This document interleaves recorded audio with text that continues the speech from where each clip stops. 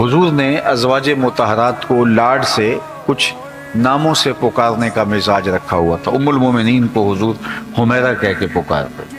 عورت کی، خاتون کی، بیوی کی تھکن اتر جاتی ہے جب مرد اس کو لاڈ سے کسی مخصوص نام سے پکارتا ہے، تو اللہ کے محبوب علیہ السلام حضرت عائشہ رضی اللہ تعالی عنہا کو حمیرہ کہہ کے پکارتے۔ تو فرماتی ہیں کہ ایک دن حضور تشریف لائے تو میرے ہاتھ میں آب خورا تھا، پانی کا پیالہ تھا، اور میں پانی پی رہی تھی۔ تو جو ہی حضور گھر میں داخل ہوئے اور مجھے پانی پیتے ہوئے دیکھا تو فرمایا عائشہ تھوڑا سا میرے لیے بھی چھوڑنا۔ تو فرماتی ہیں کہ میں نے پانی چھوڑ دیا، حضور نے میرے ہاتھ سے آب خورا لے لیا اور پھر پانی پینے لگے تو رک گئے۔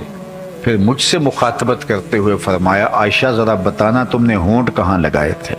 مجھے یہ بتاؤ، اگر شوہر کا رویہ بیوی کے ساتھ یہ ہوگا تو گھر جنت کا ٹکڑا نہیں بن جائے گا کہ میں وہاں ہونٹ رکھ کے پینا چاہتا ہوں جہاں تم نے لب لگائے تھے، جہاں تم نے ہونٹ لگائے تھے۔ یہ ہے شفقت اللہ کے محبوب صلی اللہ علیہ وآلہ وسلم۔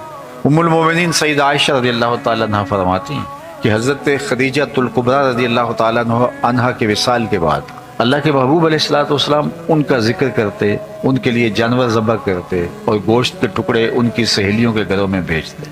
تو ایک دن مجھ سے نہ رہا گیا تو میں نے کہہ دیا، چونکہ میرا ان سے جو رشتہ تھا، میں نے کہا حضور اللہ نے آپ کو بہتر ازواج عطا کر دی، آپ اس خاتون کا ذکر نہیں چھوڑتے بڑھاپے کی وجہ سے جس کے ہونٹوں کے گوشے رنگ بدل گئے تھے۔ تو آقا کریم علیہ السلام نے فرمایا عائشہ مجھے خدیجہ کے بارے تکلیف نہ دینا، جب پورے مکے نے میرا انکار کیا تھا اس نے میرا اقرار کیا تھا، اور فرمایا میں اس کا ذکر کبھی نہیں چھوڑ سکتا۔ فرماتے ہیں پھر اس کے بعد میں نے کبھی بات نہیں کی۔ تو یہ تھا حضور کا خلق، یہ تھا حضور کا کردار اور ازواج کے ساتھ حضور کا رویہ۔